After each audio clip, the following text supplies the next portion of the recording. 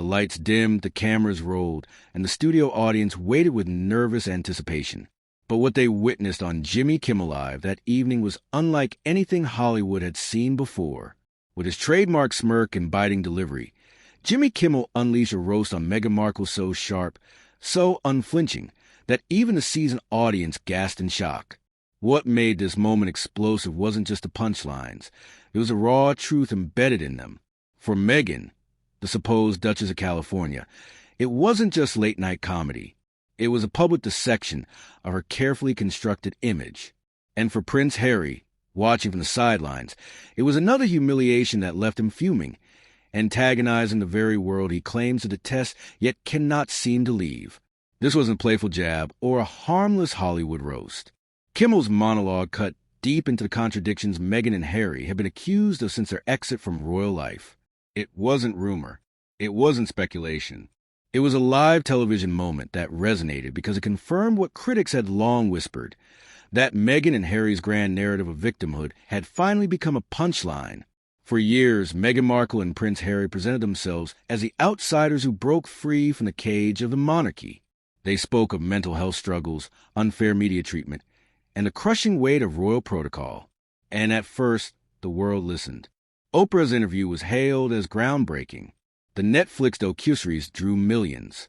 Harry's memoir spared shattered sales records. They were, for a moment, the tragic heroes of their own story.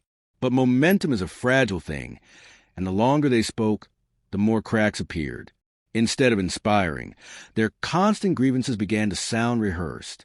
Instead of sympathizing, audiences started rolling their eyes. The California sun didn't illuminate them, it exposed them, and that is why Kimmel's roast landed so devastatingly. It captured what the public had already started to feel, but hadn't yet been said so openly, so bluntly, and with such brutal clarity. The studio laughed at Kimmel's words, but beyond the humor was a reality Meghan couldn't spin away. The American dream she had tried to claim, a new kind of celebrity royalty, was being mocked in front of millions. To make matters worse, Prince Harry's reputation was dragged along with her, painted as the bitter, antagonizing husband who had become a shadow of himself. Instead of defending Meghan with dignity, Harry's reactions, described by insiders as furious, red-faced rants, only added to the spectacle. The comedy sketch turned into a cultural commentary, exposing the couple's greatest vulnerability, that their relevance had shifted from admiration to ridicule. The fallout from that one night on Jimmy Kimmel Live was seismic. Clips of the roast went viral within hours. Social media lit up with endless replays, reaction videos, and memes that mocked Meghan's royal ambitions and Harry's California exile. The hashtag-free frenzy across platforms was unforgiving, and even those who had once defended the couple began to admit that the laughter rang true. What made the roast sting even more was that Kimmel didn't simply rely on gossip or tabloids. He pulled from Meghan and Harry's own words. He highlighted the irony of decrying royal life while simultaneously monetizing it. He joked about Harry's memoir, but laced it with biting truth about how airing family secrets had backfired. He even turned their Hollywood projects into comedic fodder, quipping that their content empire was less about art and more about complaint. Every joke was a dagger, and every laugh in the audience was a reminder that the public was no longer enchanted by the Sussex story. They were entertained by its collapse. Behind closed doors, Harry's anger boiled over. Reports swirled at him slamming his phone down after watching the viral clips. Furious that Meghan had become the butt of jokes on American soil, the very place they had sought refuge. But Harry wasn't just furious with Kimmel. His rage turned against the very people who laughed, the audiences who applauded, and the world that seemed increasingly united in mocking his wife. His antagonism grew louder, less restrained, and dangerously alienating. Meghan, ever the strategist, was said to be shaken in a different way. Public humiliation was her greatest fear, and this roast delivered it in prime-time fashion. Friends claimed she considered reaching out to Kimmel privately to correct the narrative, but advisors warned her against it, knowing it would only make matters worse.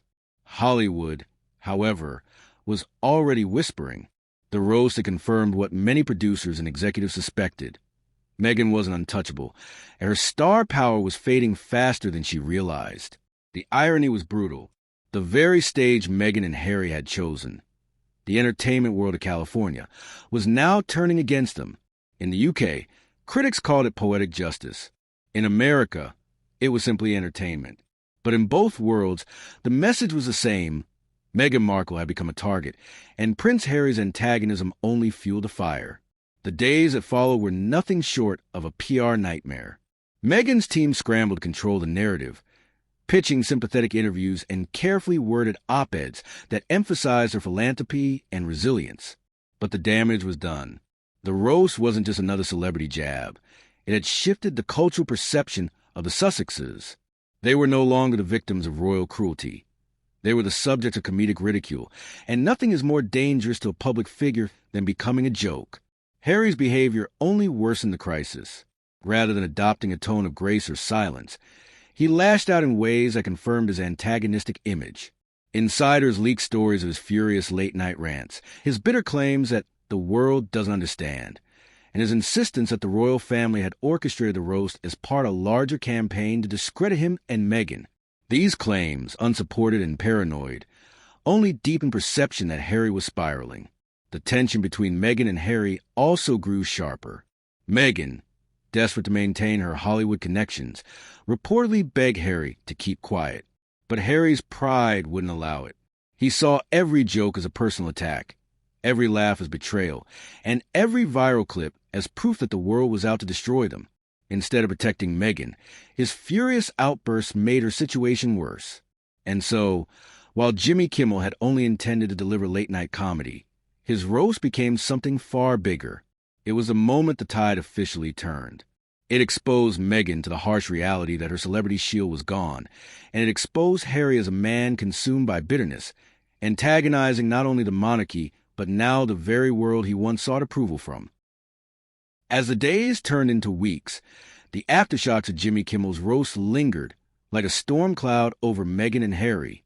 The couple, once embraced as cultural disruptors, now found themselves ridiculed and dismissed. What had once been carefully staged appearances at charity galas and Hollywood red carpets became awkward reminders that the laughter hadn't died down. It had only grown louder. Inside Hollywood boardrooms, executives began rethinking their commitments. Meghan's podcast, which had already faced lukewarm reviews and accusations of being overscripted, was quietly placed on pause.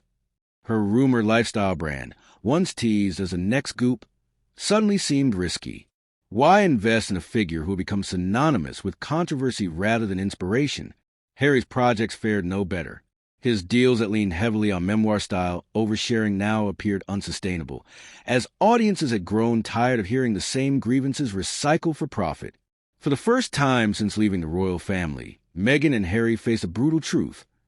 Their appeal was fading. Kimmel's roast wasn't just a viral moment. It was a cultural turning point, and no PR campaign could erase the sting of millions laughing at their expense. Behind the scenes, Meghan reportedly spiraled into a mix of frustration and fear.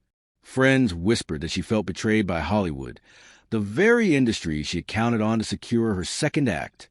Meanwhile, Harry doubled down on his antagonism.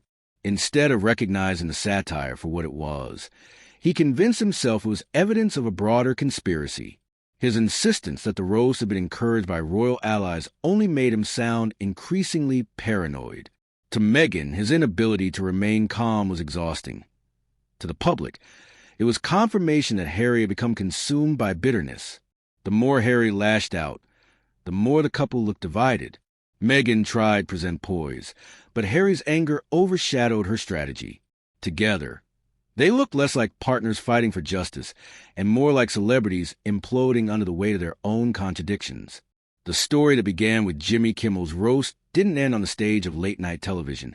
It culminated in the complete unraveling of the Sussexes' public standing.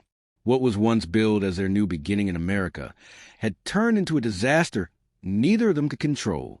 For Meghan, the humiliation of being roasted live on television shattered the carefully curated brand she had worked tirelessly to build. The idea of her as an untouchable humanitarian, a modern-day icon, was replaced with an image of someone mocked and doubted. Hollywood had spoken, and its verdict was devastating. For Harry, the roast ignited a fury that only widened the gap between him and the world around him. His antagonistic outbursts, fueled by paranoia and resentment, push him further into isolation. He wasn't just lashing out at Jimmy Kimmel. He was lashing out at audiences, at Hollywood, at Britain, at anyone who dared laugh. The man who once positioned himself as Diana's compassionate son had instead become a symbol of grievance and bitterness. And so the promise of the title was fulfilled. Meghan Markle had been roasted in front of millions, publicly humiliated in a way that no spin doctor could reverse. The audience was stunned, not only by Kimmel's words, but by the realization that the Sussexes were no longer untouchable. They had become entertainment fodder, their power reduced to punchlines, their relevance tied to controversy rather than respect. The disaster wasn't simply that Meghan Markle was mocked on live TV. The disaster was that the mockery stuck, and that neither she nor Harry could escape it. Their downfall wasn't orchestrated by the monarchy or fueled by British tabloids. It happened under the California spotlight they had chosen, delivered by the very culture they believed would embrace them forever. By the time the laughter faded and the news cycle moved on, the damage was permanent. Meghan and Harry's story had shifted from royal rebels to Hollywood cautionary tales. They had crossed the line from admired figures to ridiculed spectacles. And in the brutal world of celebrity, there is no harsher fate than becoming the joke.